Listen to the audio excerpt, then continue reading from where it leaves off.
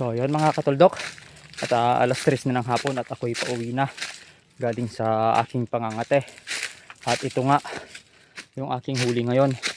Ito ay hindi pa ganun ka tanda, pero medyo mahaba na rin yung kanyang tahid. Ayan o, ayan.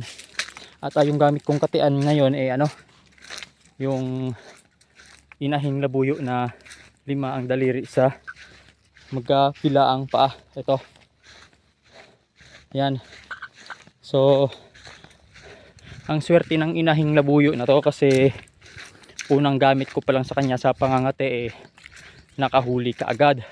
So grabe, ang layo ng ko, ng nilakbay dito sa Kamundukan. Tingnan nyo, walang kabahay-bahay. Oh, ganda dito. Maganda dito kapag hapon na kasi wala nang mainit o kaya ay maaga. Ayan, grabe. Tawag dito sa lugar na to Ermita. So dito ako dumadaan papunta sa bundok, at dito rin ako dumadaan pauwi sa bahay, kasi baka sakaling merong magtitila ako dito, lalatagan ko ng aking katian. At siguro sa ngayon ayaw ko nang magkati kasi hapon na rin, alas 3 na. So diretso na ako sa bahay, at grabe yung init pa. Oh, grabe, tagas na tagas yung pawis ko. So ayun mga katulok, update din tayo sa aking mga sa aking mga ginawang CI ha. At wala nang available, at nakuha na yun lahat, may nakabili na. At itong nahuli kong labuyo hindi rin ito available, kasi ito ay i-crossbreed ko sa aking mga alagang manok na native, para makapagparami rin ako ng manok ba.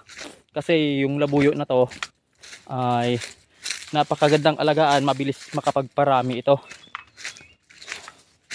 Grabe, grabing daanan ko. Ang layo pa. Pero at least kahit pagod okay lang, kasi may huli naman. Kahit isa lang huli sa pangangate ayos na iyon. At anong nakaraan dito rin ako nakahuli, dito banda dyan, dito sa na yan, sa masukal na yan. At meron din ditong nagtitilaok pa, pero hindi ko na kinakatihan dito, baka wala nang makasamang mga tandang yung mga inahing dito. Marami din ako nakitang mga inahing dito, pero hindi na ako nagkakati dito, kasi isa yung naririnig kong nagtitilaok dito, dun banda sa kabila. So para makapagparami pa tayo ng labuyo dito, hayaan ko muna yung isa na yun. Pero meron ding mga tandang dito na hindi pa nagtitilaok. So sa sunod na season magtitilaok na yung mga yon, kasi natatakot pa sila sa isang natirang matanda na dito, na tandang na labuyo. Grabe, sabi yung mga daanan ko dito. Laki ng ng gagamba, banayaw. Shortcut lang ako. Grabe, napakasukal ng daanan ko dito, saka ang layo pa. So siguro makakarating ako sa bahay bago mag alas 4 nandun na ako. So nagmamadali ako ngayon umuwi, kasi may gagawin pa ako sa bahay. Magpapanday pa ako ng aking kulungan, kasi mayroon akong bagong huli. So gagawan ko ito ng kulungan para doon ko siya mailagay, hindi siya ma-stress ba. At bukas at sa mga susunod na araw hindi pa ako makapagpangati ulit, kasi nga nagsa-sideline pa ako sa construction, para meron naman akong pera pambili ng bigas ba.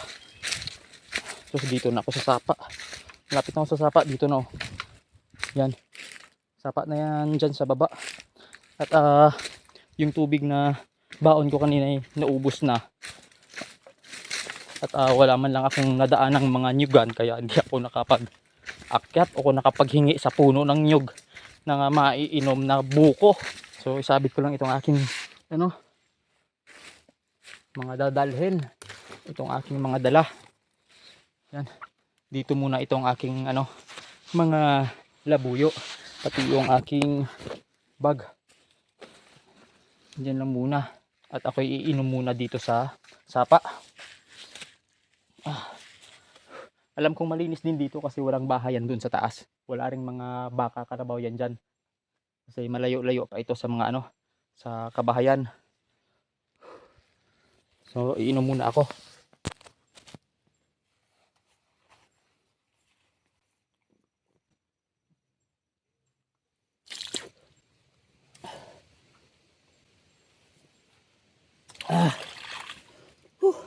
Tanggal din ang uhaw. At yung pagod okay na rin. So yun mga katulok, kunting pahinga lang muna.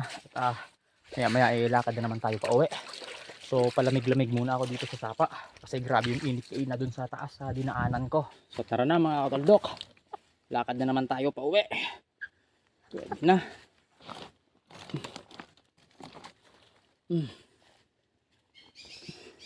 Dito sa sapa na to wala akong na anong labuyo dito. Sa susunod dito ako magpapakawala ng ng labuyo. Gusto ko yung pares yung pakawalan ko dito kahit hindi na pure labuyo ba, kahit mistiso na lang. At least magkaroon din ng dito ng labuyo. May dito may trap ng hipon. Ayan ganyan din gawain ko dati. So ayun mga katuldok, hanggang dito na lang muna at like and share at huwag kalimutang mag-follow para next video ko makita nyo. Salamat. Ayos.